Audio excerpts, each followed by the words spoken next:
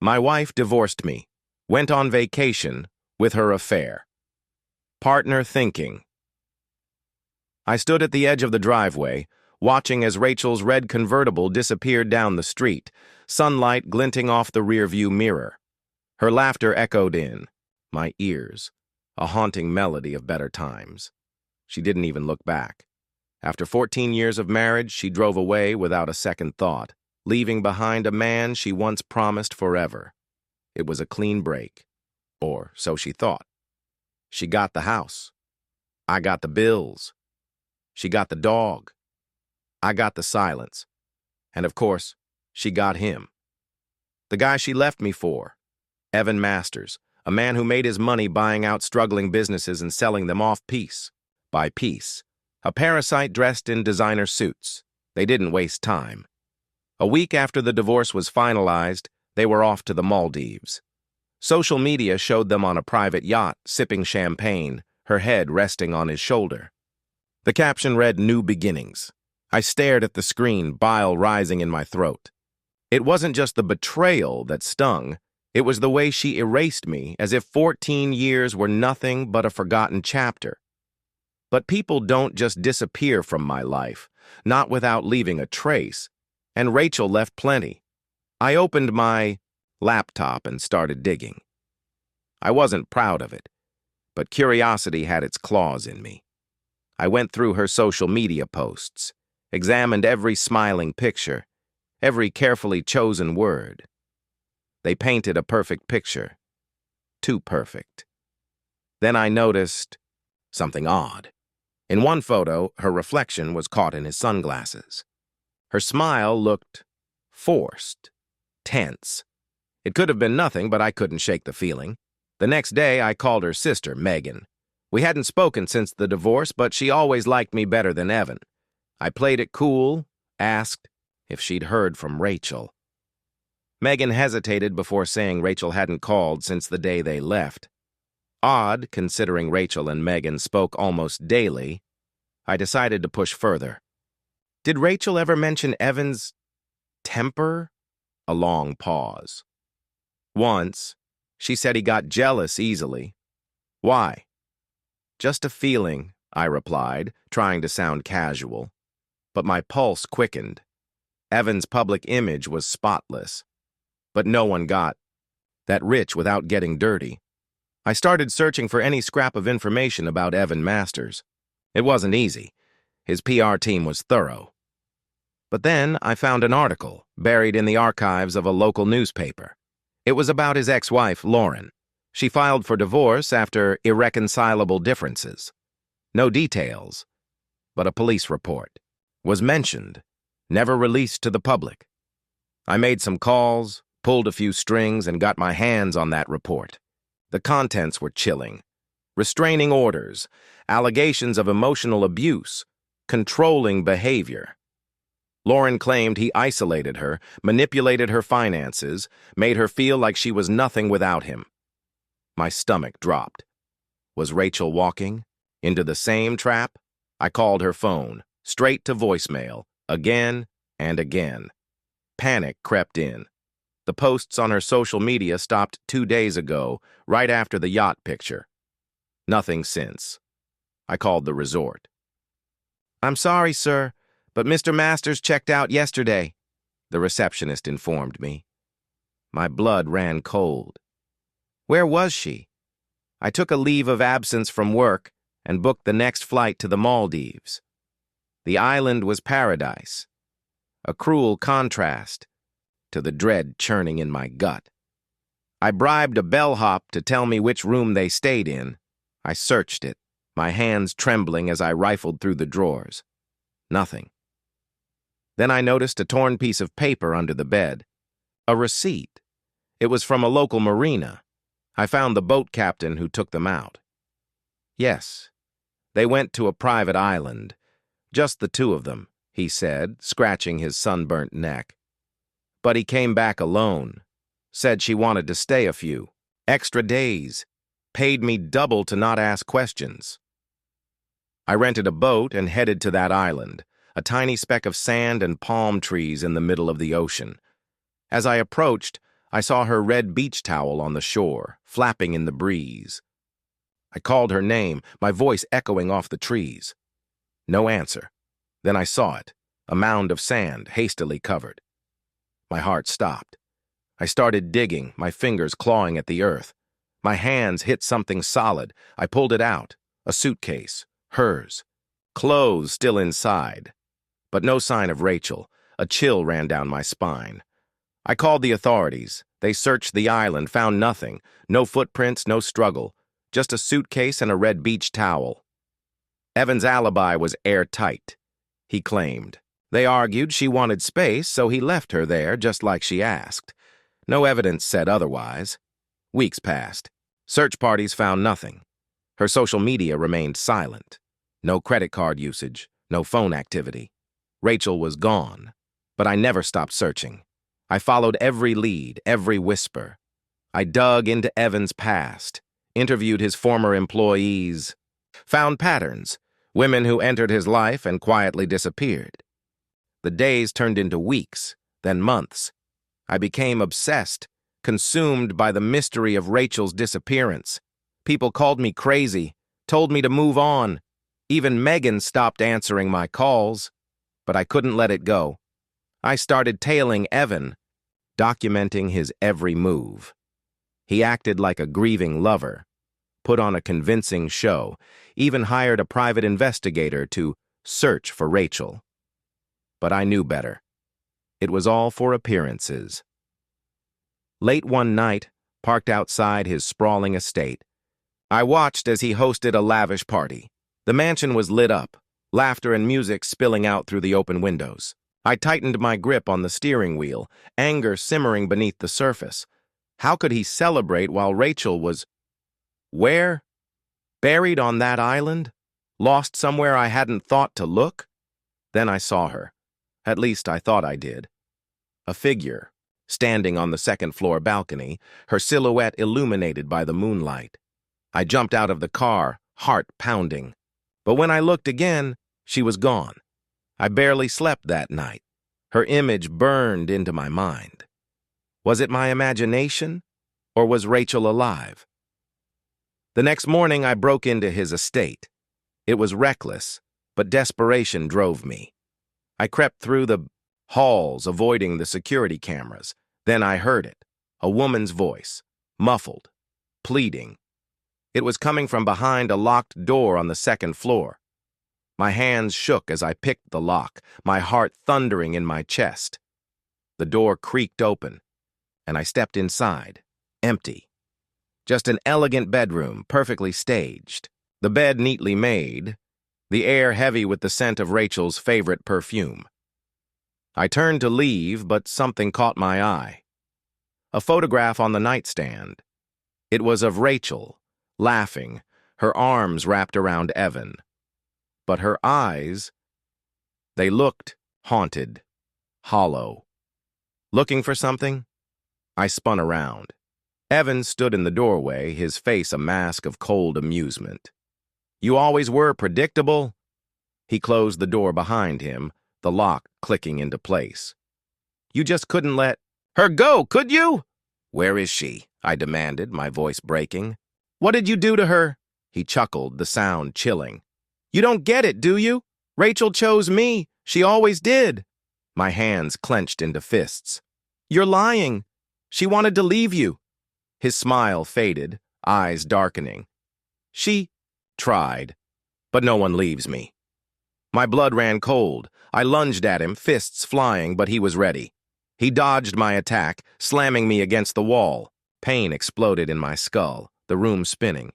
He leaned in close, his voice a whisper. You should have stayed out of it. Now you'll never find her.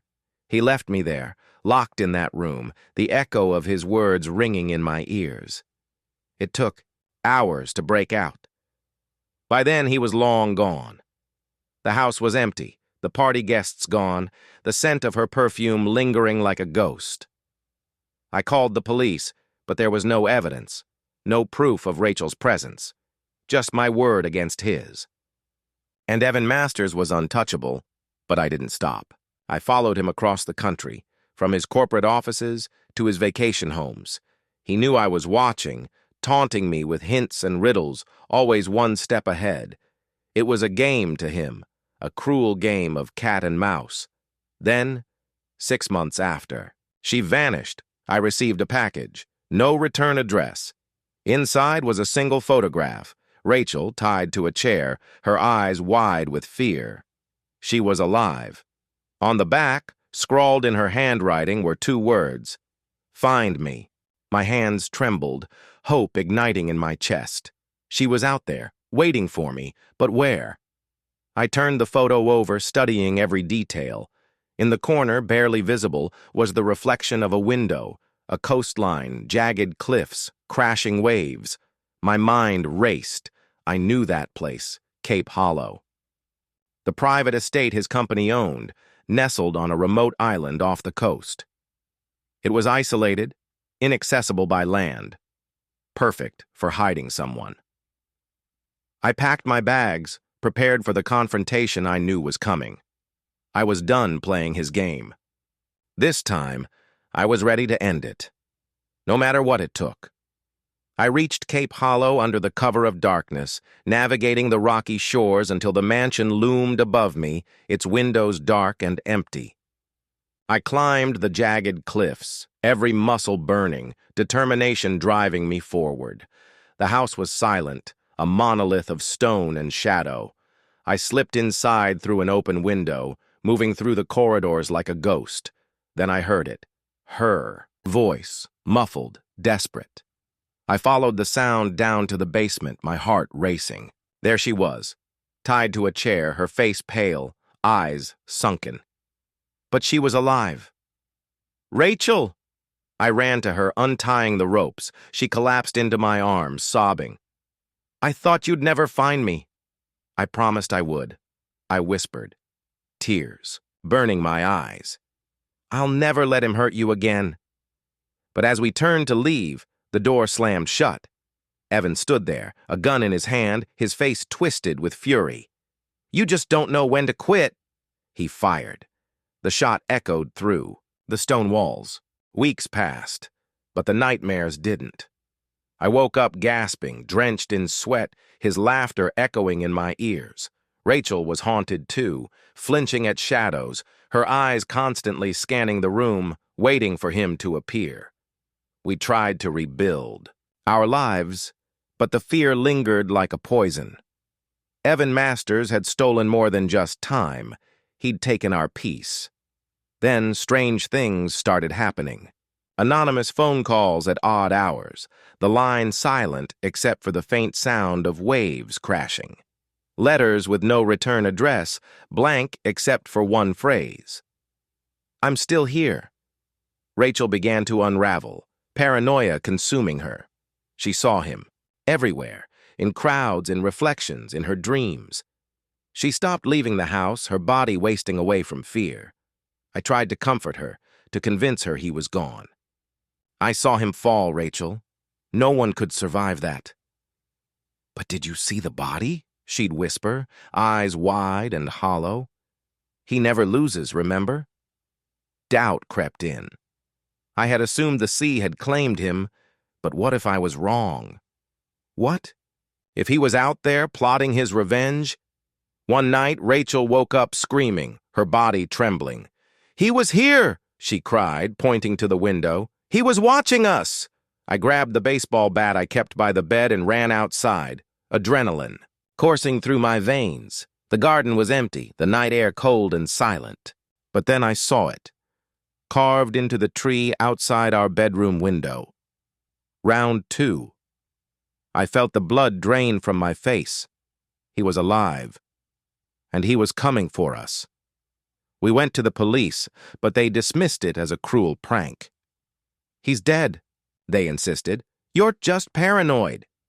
I started installing security cameras, reinforced the doors and windows, kept a loaded gun by my side at all times. But no matter what I did, the letters kept coming. Then, one morning, I found Rachel, gone, her phone on the nightstand, the bed still warm. My heart raced as I searched the house, her name echoing off the walls. In the kitchen, A note was taped to the fridge, her handwriting shaky and hurried.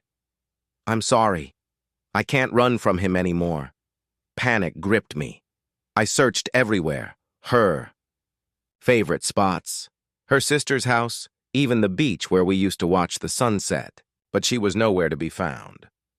Then I remembered the cliffs, the place where it all ended and began. I drove like a madman, my mind racing with fear. The ocean was fierce that day, waves crashing against the rocks. I found her standing on the edge, the wind whipping through her hair. "Rachel!" I shouted, running towards her. "Don't do this!" She turned, her eyes vacant, lost. "He's still here," she whispered. "I see him. He won't let me go." I reached for her, but she stepped back, her foot slipping on the wet stone. "It's the only way to end it." "No." I lunged, grabbing her arm just as she lost her balance. We fell to the ground, her body shaking with sobs. "You're safe. I won't let him take you." She collapsed against me, crying uncontrollably. "I can't see what's real anymore. He's everywhere. In my head. In my dreams. He's won, hasn't he?" I held her tight, rocking her back and forth, whispering that we'd get through this. But deep down, I knew she was right. Evan Masters had won. Even in death, he'd found a way to haunt us. We left town after that, moving across the country, to a place where he had no power, no history. We changed our names, cut off all contact with the life we once knew. But the letters kept coming. No matter where we went, they found us. Different handwriting, different postmarks, but always the same words. Round 2. Rachel broke down, her mind unraveling piece by piece. She became a shell of the woman she once was, trapped in a prison of fear. I stayed strong for her, pretending I didn't see him too. In the shadows, in the corners of my vision. I never told her about the whispers, about how he called my name at night. We lived like that for years, constantly looking over our shoulders, waiting for him to strike. But he never did. He didn't have to, because the greatest revenge wasn't killing us. It was leaving us alive, broken, forever haunted by his ghost. And every time I hear the waves crashing, I swear, I hear him laughing. Years passed, but the fear never faded. Rachel grew quieter, her eyes hollow, trapped in a world I could never reach. She rarely spoke, and when she did, her voice was distant, detached. One morning, I found her standing in the hallway, staring at the mirror. Her reflection was there, but her eyes were fixed on something behind her, something only she could see. "He's watching," she whispered, her fingers trembling as they touched the glass. "He's always watching." I turned, my heart pounding, but the hallway was empty. Just shadows dancing in the early morning light. But I felt it, a chill in the air, a presence I couldn't explain. We moved again, this time to a small, isolated cabin in the mountains. No neighbors, no distractions, just us and the endless trees. I thought it would help, that maybe if we isolated ourselves, his memory would fade. But the letters kept coming. They'd appear on the doorstep, sealed in plain envelopes, the same mocking words. Round 2. I stopped sleeping, afraid of what I might see in the dark. I heard whispers at night, his voice taunting me from the shadows. Rachel's nightmares worsened, her screams echoing through the empty halls. One night I woke to find her standing over me, her face blank, her eyes glazed. She held a knife, her fingers white-knuckled around the handle. "Rachel?" I whispered, my heart pounding. She blinked, her body shuddering as she dropped the knife. It clattered to the floor, her hands trembling. He told me to do it," she sobbed, sinking to her knees. "He said it's the only way to be free." I held her, my heart breaking as she cried. But even as I comforted her, my eyes never left the shadows, searching for his face. Days blurred together. I lost track of time, of what was real and what was imagined. I started seeing him too, in reflections, in the corners of my vision. He'd smile, his eyes gleaming with malice, and then he'd vanish. I questioned my sanity, wondered if maybe he had won, not by haunting us, but by making us haunt ourselves. Then, one morning, Rachel was gone. I found her shoes by the back door, her footprints leading into the woods. Panic seized me as I followed the trail, calling her name. I found her standing by the edge of a cliff, her body swaying in the wind. She didn't turn when I approached, her gaze fixed on the horizon. "He's waiting for me," she whispered, her voice hollow. "I see him. In the water. He's calling me." I grabbed her arm, pulling her back. "No. He's dead, Rachel. He's not real." She looked at me, her eyes vacant, lost. "But he is real. He's in here." She touched, her head, her fingers digging into her temples. "I hear him every day, every night. He's never leaving." I felt tears burn my eyes. "We'll get through this. We'll fight him together." She smiled, a sad, broken smile. "He's already won." And then she slipped from my grasp, her body falling into the abyss below. I screamed, reaching for her. But she was gone before I could even take a step. The world shattered. I stumbled to my knees, my screams echoing off the cliffs, but no one answered. No one ever would. I buried her by the cabin, beneath the old oak tree she loved. I carved her name into the wood, my hands shaking. But even as I mourned, I felt him watching. I returned to an empty house, the silence suffocating, but I knew I wasn't alone.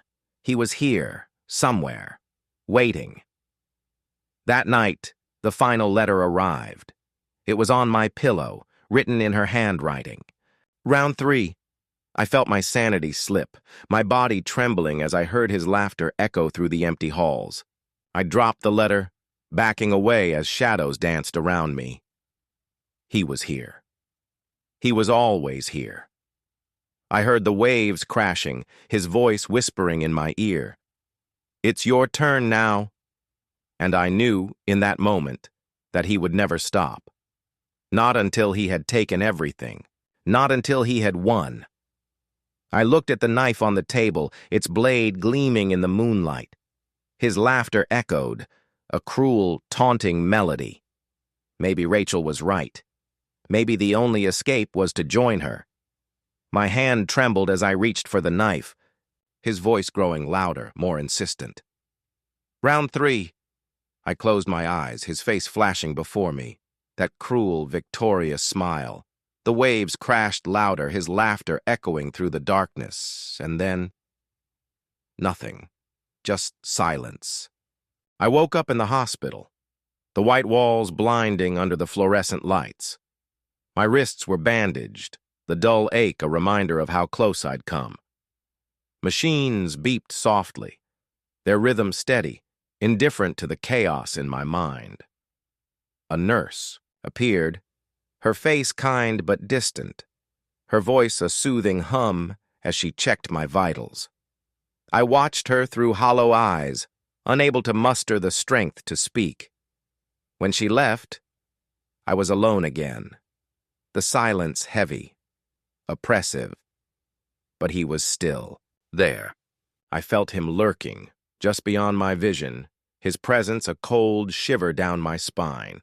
I turned my head slowly, half expecting to see him standing in the corner, his eyes gleaming with victory.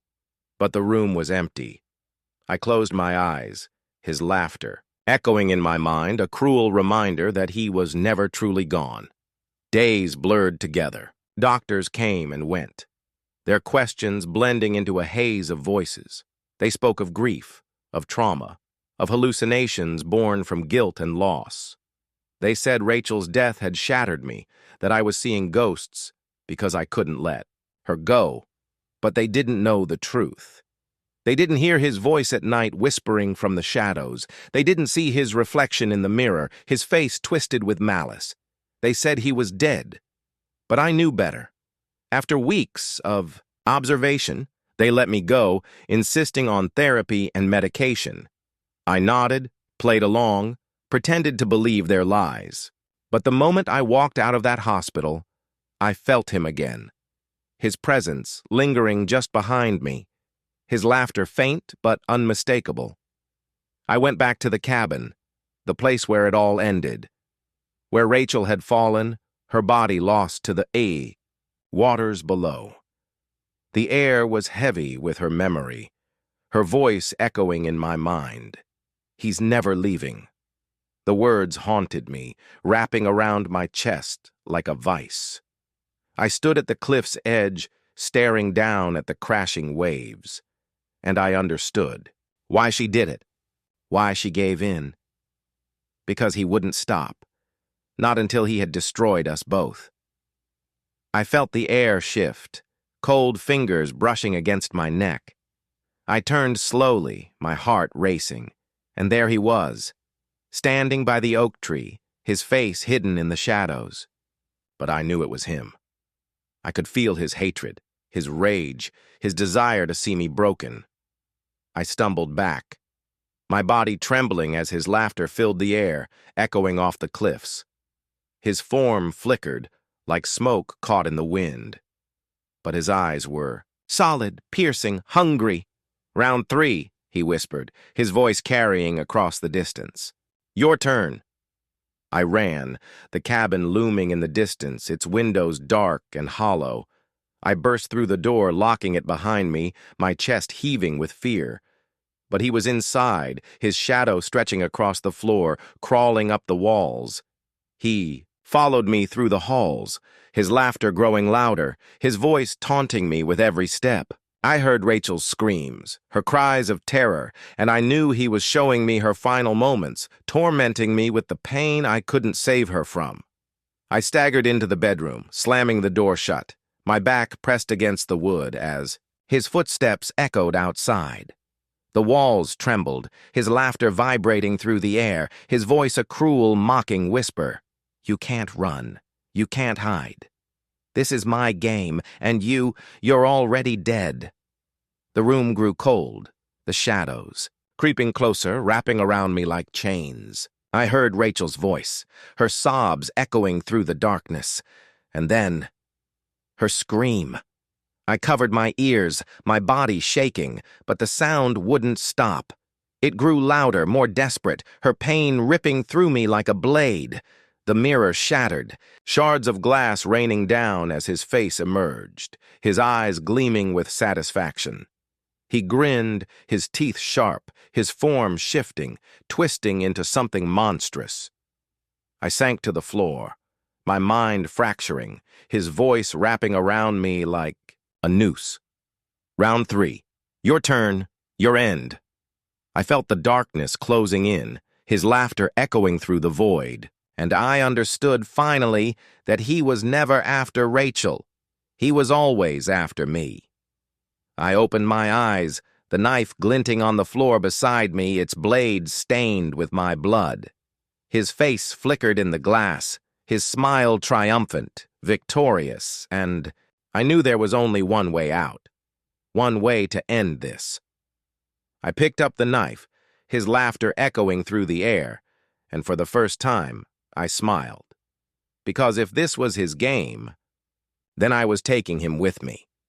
The blade was cold, the pain sharp, but his scream was deafening, his face contorting with rage as I fell to the floor. The shadows writhed, his form flickering, fading, his voice growing distant, weaker. The world grew dark, his laughter echoing one last time before silence claimed me. And then, nothing. Just peace. I stumbled through the woods, branches clawing at my skin, the ground uneven beneath my feet. His laughter followed me, weaving through the trees, taunting me with every step. I could feel his eyes on me, his presence pressing down like a weight on my chest. My lungs burned, my heart racing, but I didn't dare look back. Not again. Not after what I'd seen in the mirror. The shadows seemed to stretch, twisting into grotesque shapes, his form flickering at the edge of my vision. I heard Rachel's voice, her screams echoing through the forest, her pain a knife to my heart. I stumbled, falling to my knees, my hands sinking into the cold earth. The world spun around me, his voice whispering in my ear, close enough to feel his breath. You can't escape. You never could. I looked up, and he was there, standing just a few feet away, his face hidden in the shadows. But his eyes were bright, gleaming with malice, his smile wide, teeth sharp. I crawled backward, my body trembling, my mind screaming to wake up. But this was no nightmare. This was real. His form wavered, shifting, his limbs stretching, bending at unnatural angles. He moved closer, his laughter low and guttural, his face morphing, twisting into something inhuman. I tried to scream, but no sound came out, my throat tight, my voice stolen. He loomed over me, his shadow enveloping me, his eyes burning with hatred. You thought you could end it. You thought you could escape. His voice was a whisper, cold and venomous, each word sinking into my skin like ice. But you belong to me. You always have. His hand shot out, his fingers long and thin, his touch like fire. I felt his grip tighten around my neck, his nails digging into my flesh, his face inches from mine. His eyes were empty, hollow, a void that threatened to swallow me whole. Round 4, he hissed, his voice echoing through my skull, his smile widening, splitting his face. Your end, my rebirth.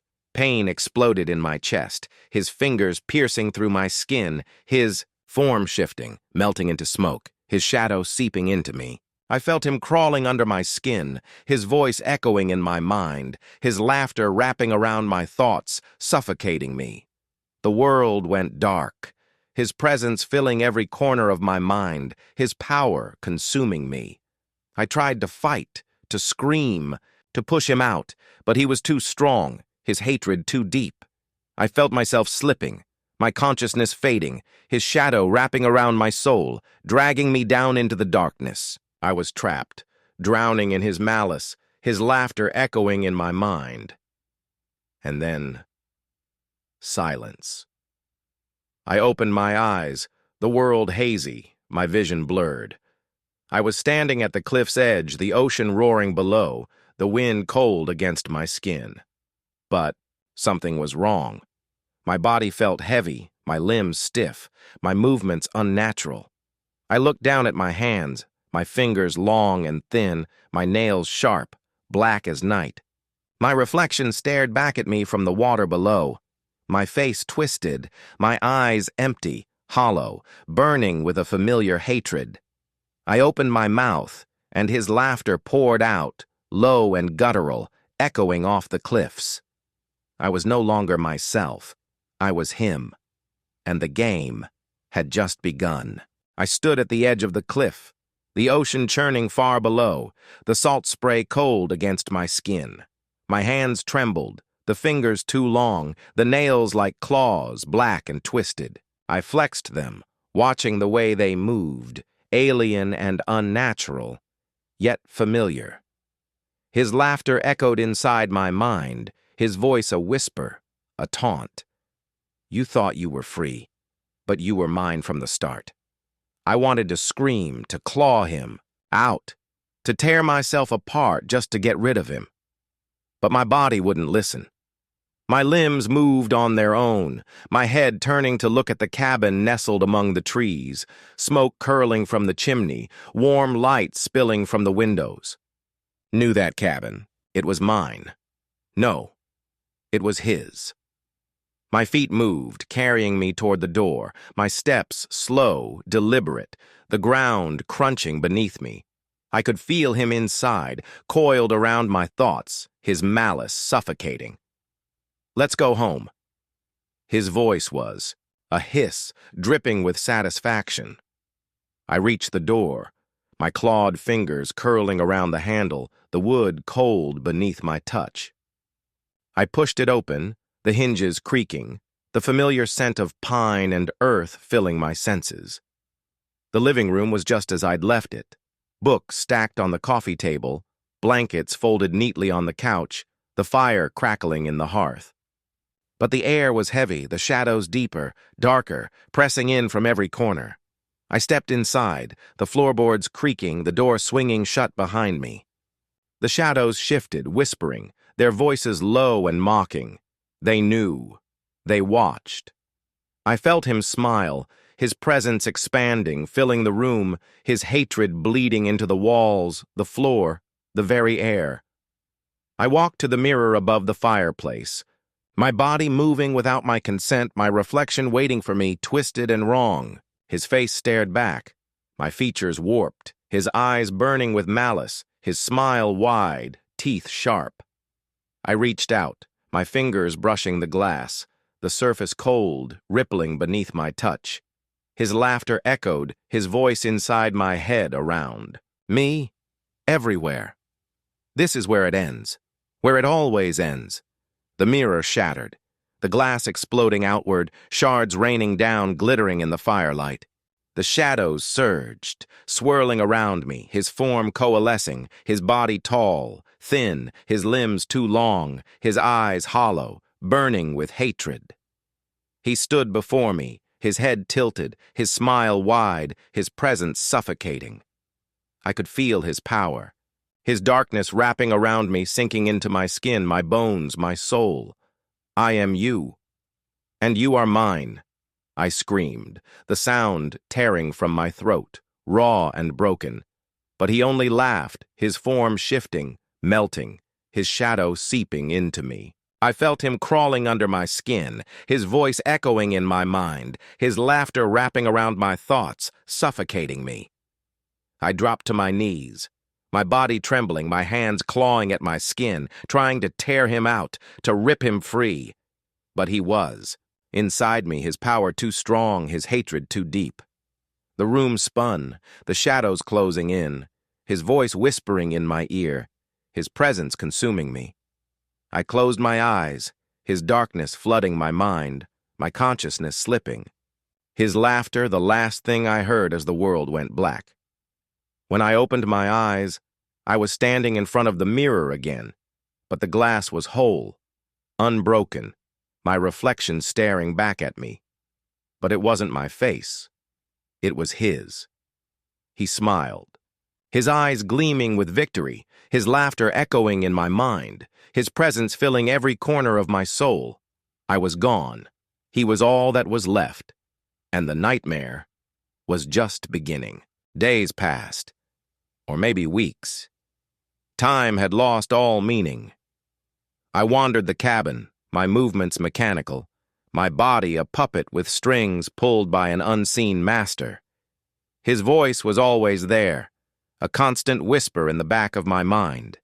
His laughter, curling around my thoughts, poisoning them. I was trapped, buried deep inside my own body, forced to watch through my own eyes as he lived my life, twisted it into his own. He wore my face, spoke with my voice, but his words were cruel, dripping with malice. I tried to fight, to scream, to break free, but his power held me down, his darkness suffocating. I was a shadow, a ghost haunting my own skin. He took the ring off my finger and tossed it into the fire, the gold melting, twisting, his smile wide, satisfied. You don't need this anymore, not where you're going. I felt the pain, sharp and bitter, but he only laughed, feeding on my agony, growing, stronger. He left the cabin, my legs moving at his command, the world cold and distant. I watched through my own eyes as he drove my car, his fingers tight on the steering wheel, his gaze fixed on the road ahead. We reached the city, the skyline rising against the gray sky, the streets crowded, people moving like shadows. He parked. The car, his smile growing, his excitement palpable.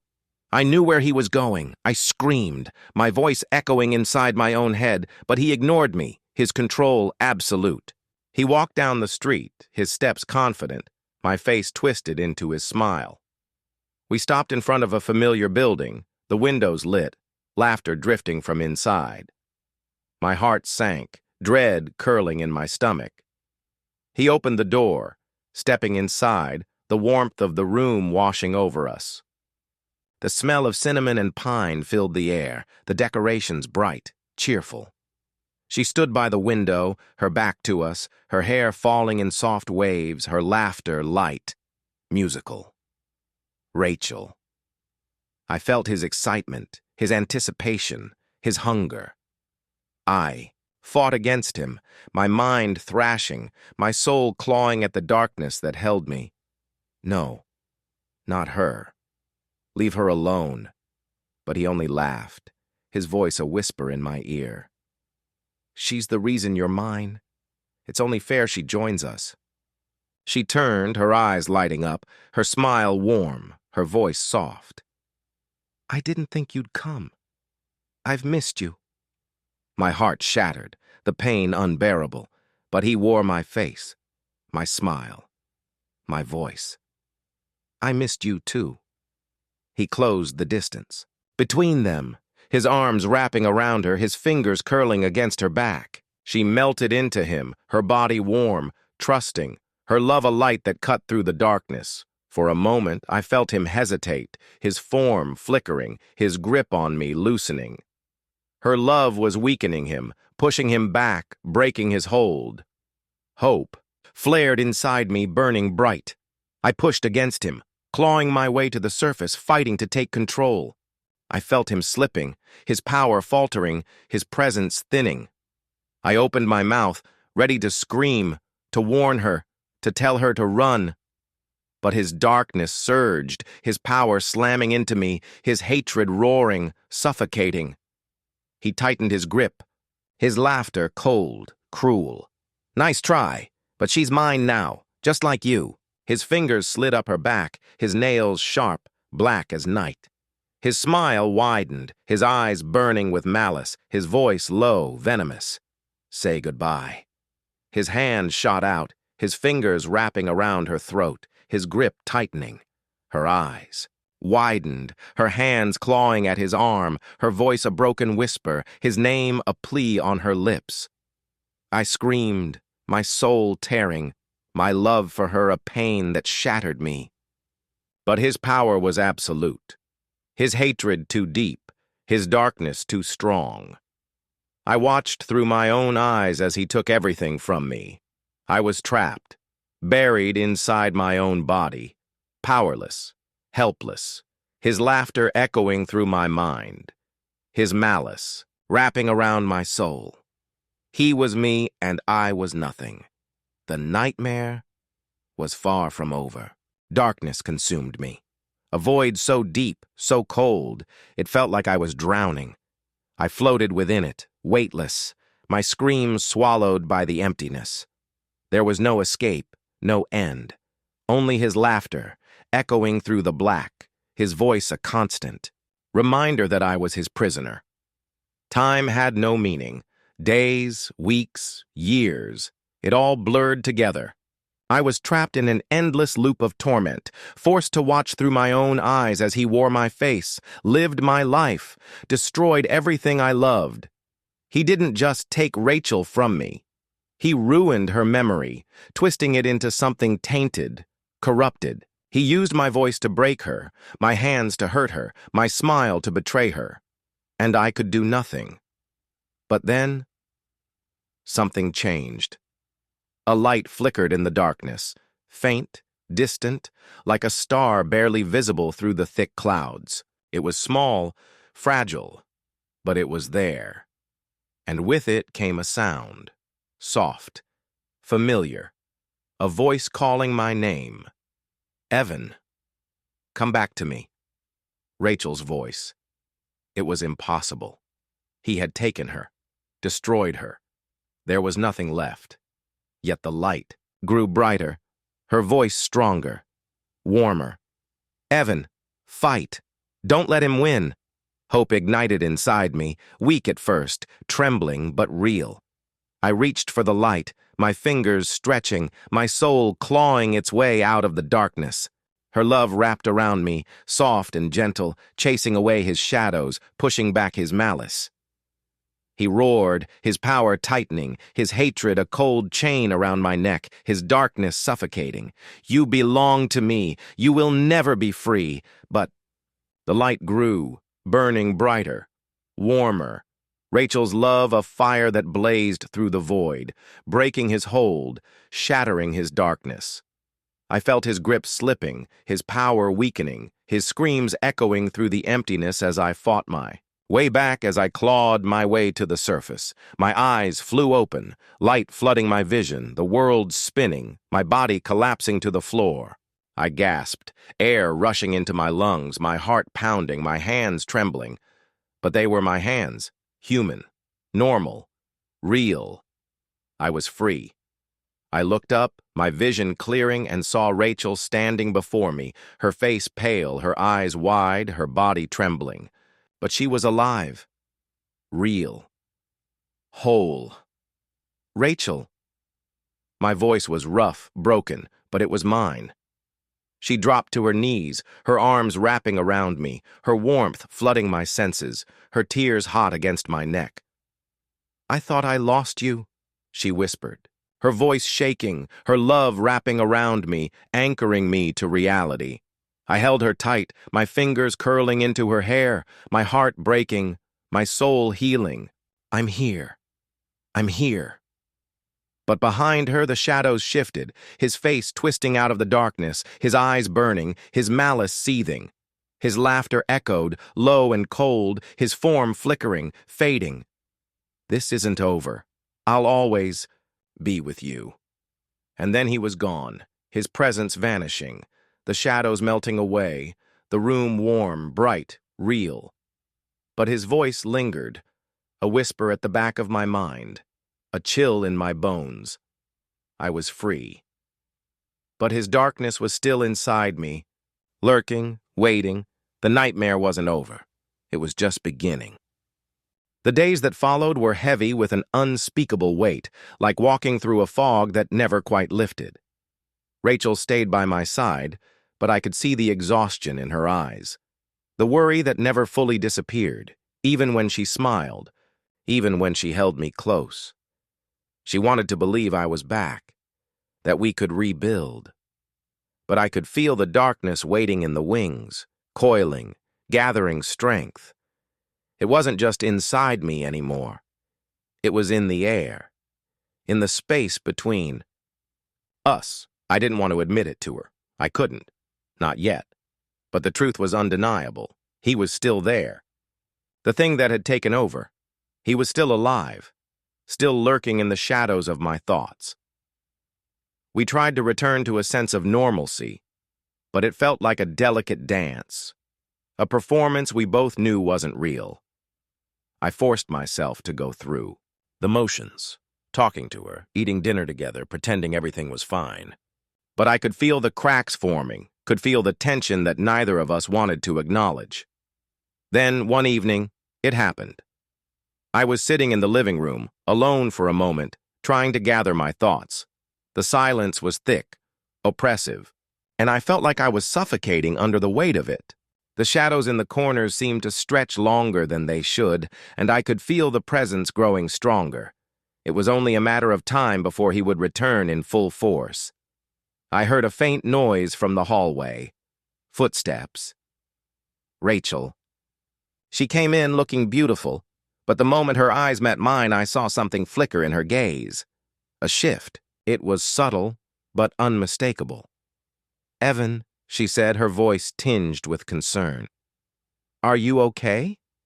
I nodded quickly, but the lie was too easy, too practiced. "Yeah, just tired." She didn't believe me, and I could see that she knew something was wrong. She stepped closer, her hand resting gently on my shoulder.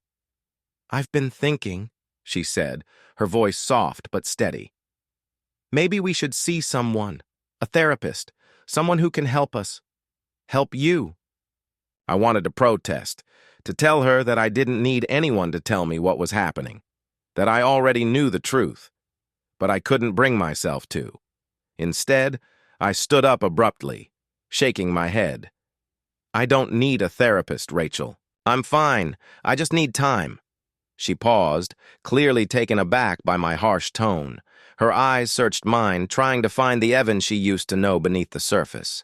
But I was slipping again, that dark thing inside me beginning to surface, bubbling up like a poison.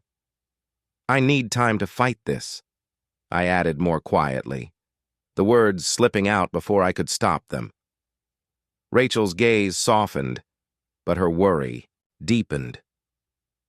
"You don't have to fight it alone. I'm here. We're in this together." But as she spoke, I heard it. His voice, low and cold, like a breath against my ear. "You'll never be free of me. You know that, don't you? I'll always be here, waiting for the moment you're weak enough to let me in again." I jerked away from her, my pulse racing, my body trembling. "Evan?" she cried, her voice rising in alarm. "What's wrong?" I staggered backward, my mind spinning. I could hear his voice again, louder now, wrapping around my thoughts, drowning out everything else. "You can't escape me. Not now. Not ever." I collapsed to the floor, clutching my head in my hands. The room spun, the walls, pressing in on me as the darkness threatened to swallow me whole. Rachel knelt beside me, her hand on my arm. "Evan, please, talk to me. What's happening?" But I couldn't talk. I couldn't form the words. I felt the cold grip of panic tightening around my chest. The presence inside me was too strong, too consuming. I can't. "Stop it, Rachel," I gasped, my voice breaking. "It's him. He's inside me. He's coming back." She held me tighter, her arms wrapping around me, but I could feel the tremble in her touch. She was scared. She was scared of losing me again. And maybe, just maybe, she was scared of what I was becoming. And then there was silence. The voice, the presence, gone. I looked up, my breathing shallow, my head spinning. Rachel's arms were still around me, but something was different. Her expression was unreadable, like she was processing something I couldn't see. She stood, slowly, her hands still resting on my shoulders, her eyes distant, as if she were lost in her thoughts. "I don't know what's happening," I said, barely more than a whisper. "But I can't do this again. I won't."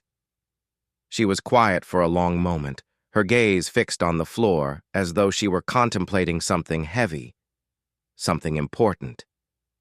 "I know," she said finally, her voice steady but filled with an emotion I couldn't quite place. "But you're not alone, Evan. You don't have to fight this alone."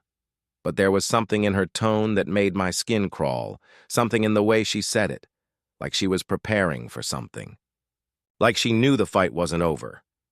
And I wasn't sure if that was comforting or terrifying. The room felt suffocating, the shadows twisting and shifting as if they were alive, closing in on me. I looked at Rachel, her face a mixture of concern and determination, and I could see the fear in her eyes. But there was something else. Belief. She wasn't ready to give up on me, even when I wasn't sure if I could fight this battle. The voice, that vile presence, echoed again in the dark corner of the room, sending a chill down my spine. "You think you can stop this, Evan? I am inside. You can't get rid of me." I could feel the cold sweat on my skin, the heavy weight of his words pressing on me. My hands trembled as I reached for Rachel, needing her support, needing to feel her warmth, her steadiness. "Rachel, I can't." My voice cracked. The fear threatening to overtake me. "You can, Evan," she whispered, her grip on my arm firm. "You're stronger than this. We're stronger than this." The darkness in the corner seemed to pulse, feeding off my anxiety. It was growing, taking form, twisting into something I couldn't comprehend. Every part of me screamed to run, to escape, but Rachel's touch anchored me, reminding me that I wasn't alone. that I didn't have to face this alone. Then the silence shattered. There was a sudden crash from the window, the sound of glass shattering, and I spun around, heart hammering in my chest. My first instinct was to protect Rachel, to shield her from whatever was coming. But as I looked toward the broken window, I saw nothing. The room was empty, except for the lingering sense that something had changed, that something had crossed the threshold. Rachel was still standing beside me, her eyes wide in fear, but she didn't move. She didn't look away from the broken window. "Evan," she whispered, her voice trembling. "Do you see that?" I didn't know what she meant at first, but then I noticed it. In the corner of the room, where the darkness had been, there was now a shadow that seemed to move. No, slither on its own. It was as if the shadow had a life of its own, creeping toward us with a mind of its own. I felt my breath catch in my throat as I realized what it was. It wasn't just in my head anymore. It was real, and it was coming for us. "You can't. Escape, Evan! You never could!" The voice hissed, louder now, more menacing. I stepped back instinctively, pulling Rachel with me as the shadow inched closer. The room felt colder, the air heavy with the suffocating pressure of whatever this thing was. And then it happened. There was a soft, almost imperceptible shift in the air, as if the very fabric of reality had bent, warping around the shadow. The room seemed to flicker.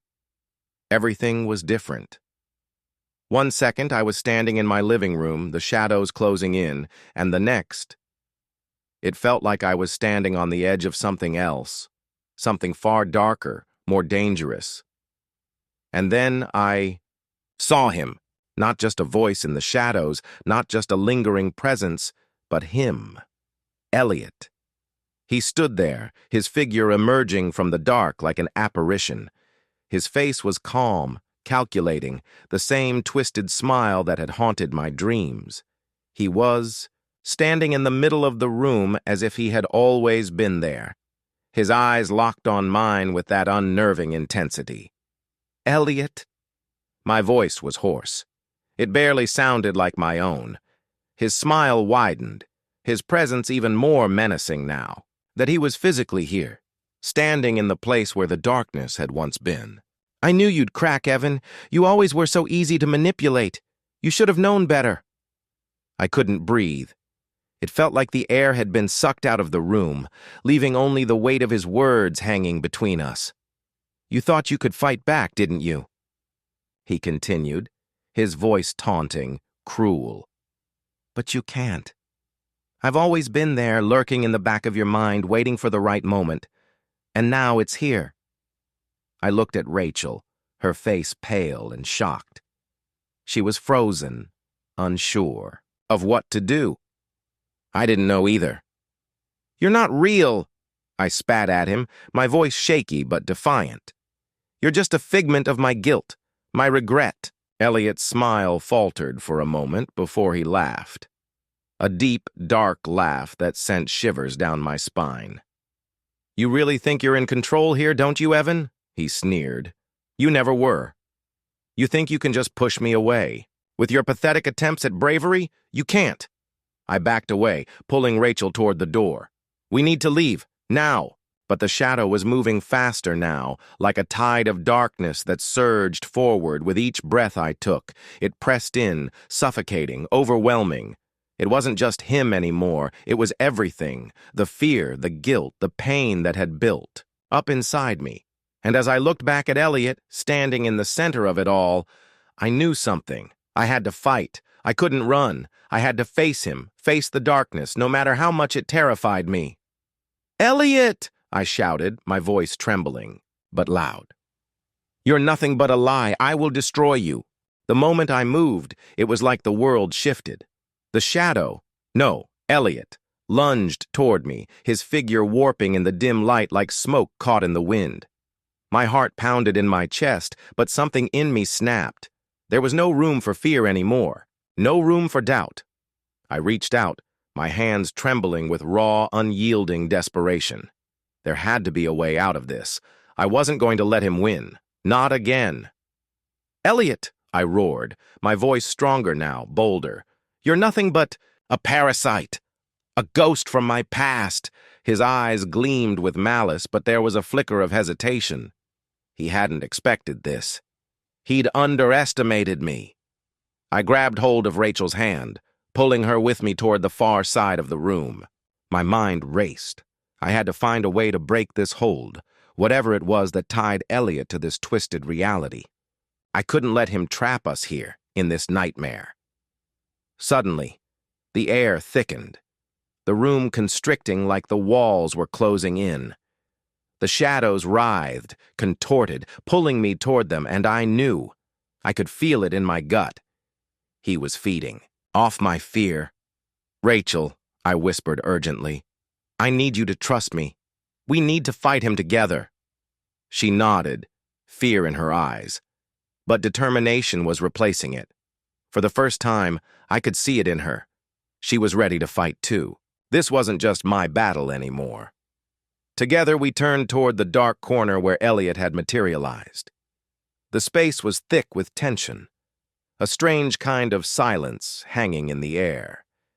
Then, a voice, soft at first, almost too faint to hear, broke through the suffocating stillness. "You can't win, Evan. I've already won." I clenched my fists, the anger swelling inside me. "You don't get to decide that, Elliot." "I do, and this ends now."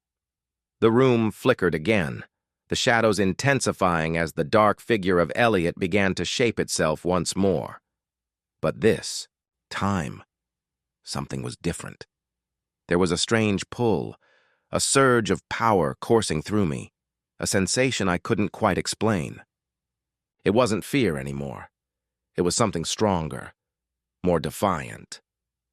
Rachel squeezed my hand, her grip firm and steady. I felt her presence beside me, and together we began to focus on the shadows, on the twisted form that was Elliot. I closed my eyes, concentrating. I wasn't sure how, but somehow I knew what I needed to do. "Fight back, Evan," Rachel urged, her voice the steady anchor in the chaos. "Use your anger, your regret, everything you've been holding inside. You've been carrying it for too long. Let it go." The words resonated deep within me. My emotions, everything I had locked away, began to churn. The guilt, the rage, the sorrow. It was all in me. But now it wasn't something to be afraid of. It was power. It was fuel. "You're nothing," I muttered under my breath, my voice, barely a whisper at first. But then it grew louder, firmer. "You're nothing but a figment of my broken past." Elliot's form flickered, as if something was disrupting the illusion. "You think you can control this? You think you can erase me?" He sneered, his image twisting like smoke in the wind. "No," I replied, my voice growing stronger. "But I can destroy you." In that moment, I understood. Elliot wasn't real. Not in the way he had seemed. He wasn't a person.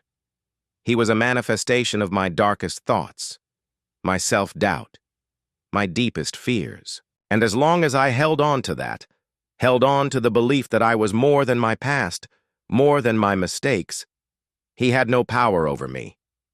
With one final surge of will, I reached out into the dark, pulling all my strength and focus into one singular thought. "This ends now." And suddenly, the room exploded in light. A searing brightness that pushed back the shadows, burned away the dark figure of Elliot, and filled every corner of the room with clarity. Elliot screamed, his form disintegrating, unraveling in the brilliance of that light, until there was nothing left but the silence. The oppressive weight that had held the room in its grip was gone, leaving behind a fragile, peaceful stillness. I stood there, breathing heavily, my hands shaking from the adrenaline, but it was over. He was gone. Rachel's voice broke through the silence. "Evan." She looked at me with wide eyes, disbelief and relief mixing in her expression. I turned to her, pulling her into my arms. I felt the weight of everything lift from my chest. It was done. The nightmare, the haunting, the endless spiral of fear. "It's over," I said softly, my voice hoarse, but filled with something I hadn't felt in a long time. Hope. Rachel smiled, her arms tightening around me. "You did it, Evan, you really did." We stood there for what felt like hours, holding each other, the world outside slowly creeping back into focus. The darkness had been defeated, but more than that, I had faced the parts of myself I had been running from for so long. And in doing so, I had found a way forward. The road ahead wouldn't be easy, but I wasn't afraid anymore. We would rebuild. We would heal. Together. The weeks that followed were quieter than I'd expected, but the calmness was deceptive. Rachel and I tried to piece together the fragments of our lives, but there was always a shadow lingering in the background, just beyond the edge of our perception. I couldn't shake the feeling that something was off, that the peace we'd fought so hard to claim wasn't as stable as it seemed. We tried to focus on the present. Rachel started therapy to deal with the trauma she had endured, and I did the same. There were still moments, especially in the quiet of the night, when my mind would race back to that room, to that moment when I thought the darkness had finally consumed me. But every time I pushed it away, focused on the here and now. But in the back of my mind, I kept hearing the warning that had echoed in the darkness. Elliot wasn't truly gone. It wasn't paranoia. It was a feeling, a sensation I couldn't explain, like the edge of a dream slipping just out of reach. I wanted to dismiss it as a lingering ghost from the past, but deep down, I knew better. Rachel could see it too. The restlessness, the way I'd occasionally look over my shoulder or double-check locks at night. "Evan," she would say gently, "you're not alone anymore. You don't have to keep fighting by yourself." But the truth was, there were still things I couldn't explain. The subtle signs that sometimes, when I least expected it, I'd feel a cold breeze in a room where the windows were shut tight, or the strange phone calls that would come through, no one on the other end, but a breath on the line. That feeling of being watched. One evening, as Rachel and I sat in our living room trying to distract ourselves with a movie, I felt it again, that unmistakable sensation of someone, or something, watching us. I looked out the window. The street was quiet, too quiet. The shadows outside seemed darker than they should be, the trees swaying in an unnatural rhythm. My heart skipped a beat. "I'll be right back," I said to Rachel, my voice betraying the unease I was trying to suppress. Before she could respond, I grabbed my jacket and walked outside into the cold night air, my footsteps muffled by the wet pavement. I glanced around the street, the stillness pressing in on me. It felt like every corner was hiding a secret, every shadow, a silent observer. Then, I saw it, a figure, standing at the end of the street, just beyond the reach of the streetlight. I couldn't make out any features, but I could feel their presence, the weight of it. I froze. Every part of me screamed to turn back, to get inside, but my legs wouldn't obey. Instead, I took a step forward, then another, closer and closer. As I neared the figure, a voice, quiet, familiar, reached my ears. "You can't escape, Evan." It was him. Elliot. But it couldn't be. He was gone. I had seen it, felt it. The moment he disappeared, I had beaten him. And yet, "Elliot," I whispered, my breath visible in the cold night air. "I know it's you." The figure didn't move, but I could feel the tension rising, the air thick with something I couldn't quite put my finger on. The wind howled around us, and the ground seemed to tremble under my feet. "You're still here?" I said, barely able to contain the anger and fear bubbling up inside me. "Why don't you just stay gone?"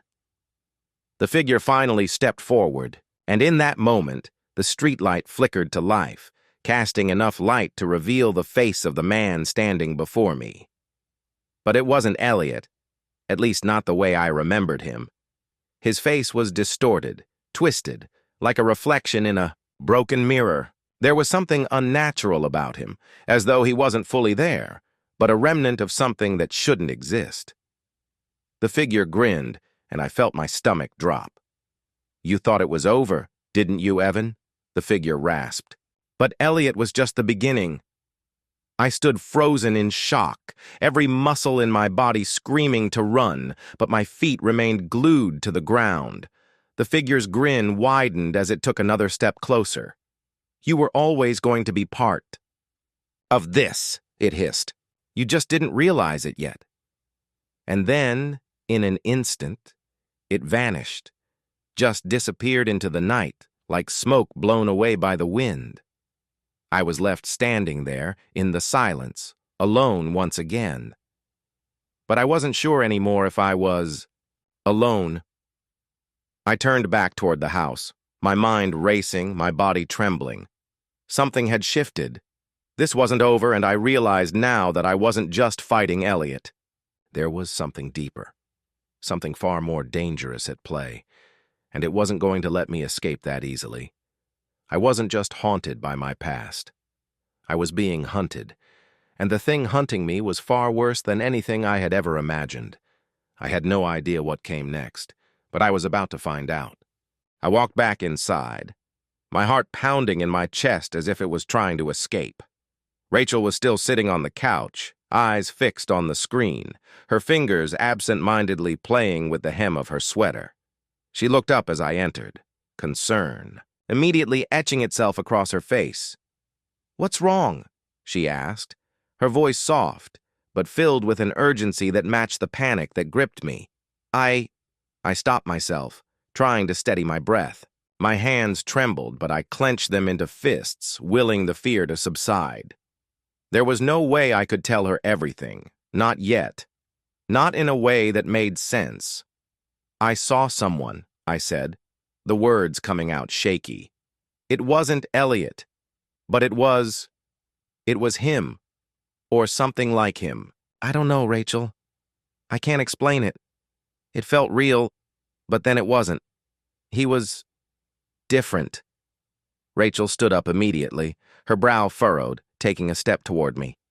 "What do you mean, different? How do you know it was him if it wasn't?" "I don't know. But it was like his shadow had been stretched, warped. The look in his eyes.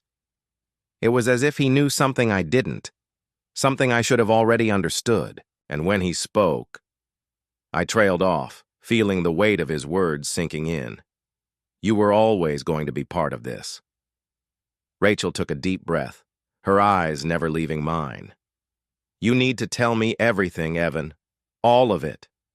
I hesitated, the urge to protect her from this nightmare welling up inside me. But I couldn't keep running from the truth. Not anymore. I had to face it, whatever it was. I began, struggling to find the right words. "I think Elliot's just a small part of something much bigger.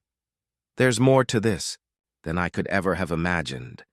And now I feel like it's coming for us, Rachel. I can't escape it. We can't escape it." Her eyes softened as she stepped closer, placing a hand on my arm. "Evan, you're not alone. Whatever this is, we'll face it together." I wanted to believe her. I really did. But the feeling that something had been set into motion, something that couldn't be undone, gnawed at me. I could feel the pieces of a larger puzzle slowly falling into place, and none of the edges fit together the way they should. My mind raced. There had to be an answer, something I missed, some connection I hadn't yet uncovered. I needed to know who this thing was. That was masquerading as Elliot. I needed to find out why it was following me, why it seemed to know things about me that no one should have known. But more than that, I needed to know what I was up against before it could consume me completely. And as the days passed, I found myself diving deeper into the investigation. pushing away Rachel's concern and the nagging doubt that I might be, dragging her into something she wasn't ready for. I reached out to an old friend, someone I'd met years ago when I worked in the corporate world. His name was James, a hacker by trade, but with a reputation for digging into the dark corners of people's lives. I knew he could help me uncover whatever this thing was, whatever force was pushing me to the edge of madness. The moment I contacted him, his response was swift. Too swift. "Evan," he said, his voice low and cautious when we spoke, "you need to stop looking into this. Trust me on this one. There's a lot more at stake than you realize." I could hear the warning in his voice, but it only fueled my determination. If James was this worried, it meant I was on the right track. There was something he wasn't telling me, and I needed to know what it was. "James," I said, my voice tight, "what do you know about this? About Elliot and whatever the hell is going on?" There was a long pause, and then James's voice came through, tinged with an edge of fear. "You don't understand what you're dealing with, Evan. This isn't just a ghost or a figment of your past. You've crossed into something much darker. There are people, forces, behind this. And if you don't stop now, it won't just be you and Rachel who are in danger. It's everyone you've ever loved." His words hit me like a punch to the gut, but they weren't enough to make me stop. If anything, they drove me deeper into the mystery. The more I learned, the more I uncovered about the shadowy figures lurking behind Elliot and the distorted reality I'd found myself trapped in, the more I realized how deep this went. This wasn't just about me and my past. It was something far larger, far more dangerous. I had to know why Elliot was connected to this force and who else might be involved.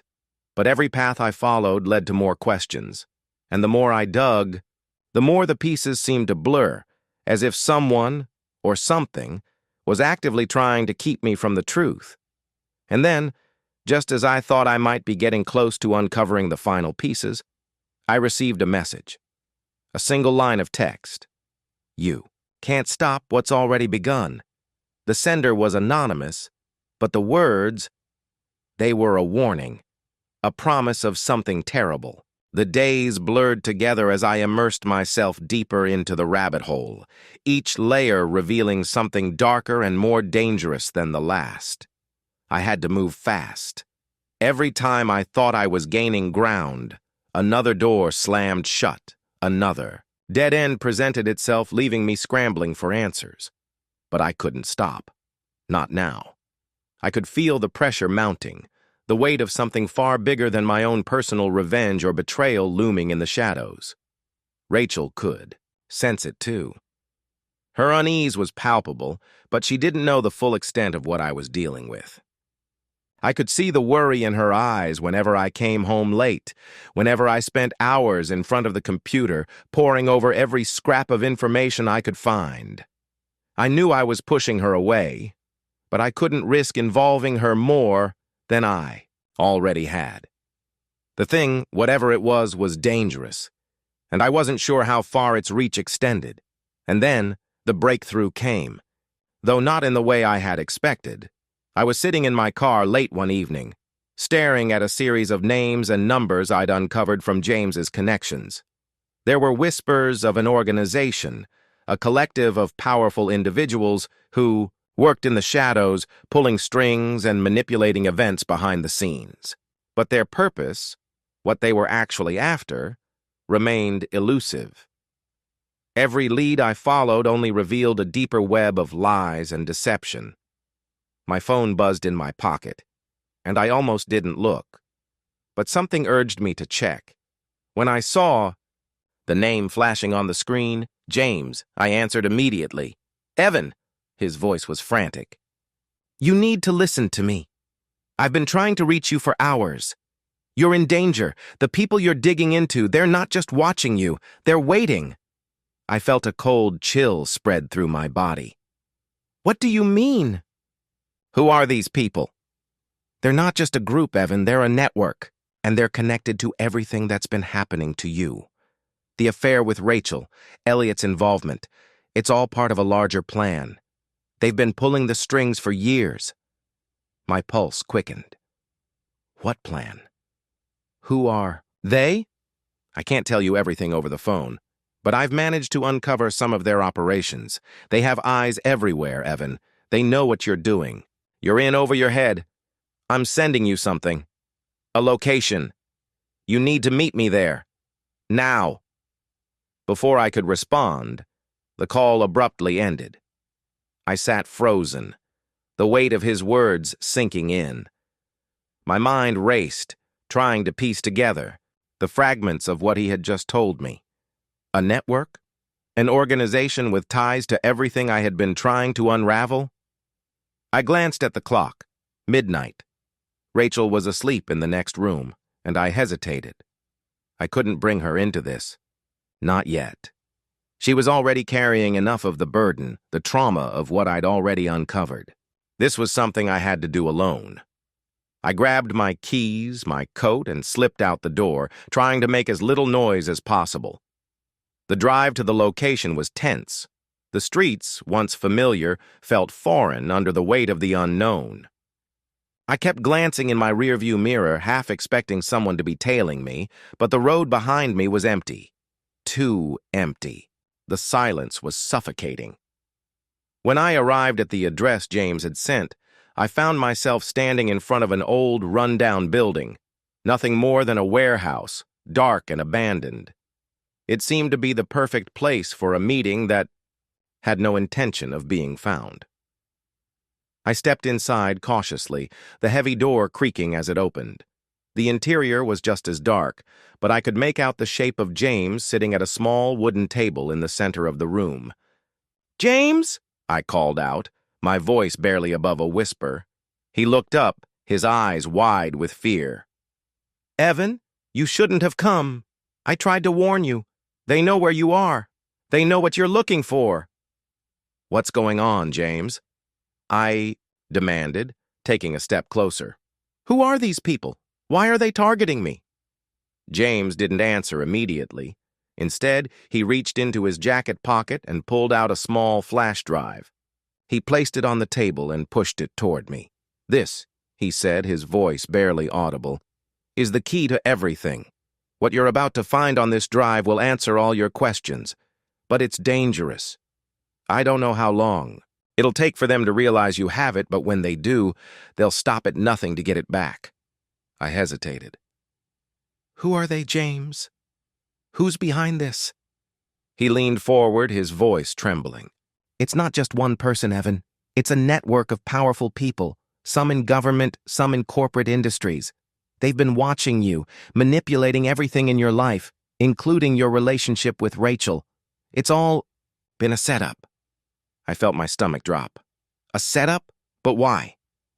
James shook his head. "Because they need you, Evan. You're part of something bigger than you realize." The silence hung heavy in the air, broken only by the sound of my own ragged breathing. My heart hammered in my chest as I clutched the flash drive tighter, half expecting someone, or something, to lunge at me from the shadows. But there was nothing. No movement. No sign of James. It was as if he had vanished into thin air, leaving me alone in the deserted warehouse. I glanced around, my eyes adjusting to the darkness. The only light now came from the faint glow of the streetlights, outside casting eerie shadows on the cracked concrete floor. I tried to steady my breath, reminding myself that panic wasn't going to help me now. I had to stay calm, think. I wasn't just dealing with betrayal anymore. This was bigger. Much bigger. The network James had mentioned, the people watching, me controlling the strings behind the scenes. It was all real. And somehow I had become entangled in it, whether by design or by accident. But I wasn't going to let them win. With a quiet curse, I pocketed the flash drive and moved toward the exit, careful not to make any unnecessary noise. My senses were on high alert, each creak of the building's aging structure making me jump. The weight of the situation pressed down on me. The questions flooded my mind. Who was watching me?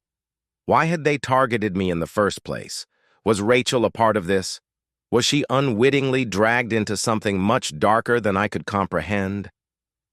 I stepped outside into the cold night air. The streets were eerily empty, save for the faint hum of traffic in the distance. I kept moving, heading to my car, the need to get the flash drive to safety driving me forward. My hand was already on the door handle when I froze. A figure stood by my car. It was a man, tall and dressed in dark clothing, his face obscured by the shadows. He didn't move, didn't speak, just stood there, watching. For a long moment, we stared at each other, neither of us breaking the silence. Then slowly, he stepped forward. "Evan," he said, his voice low and cold.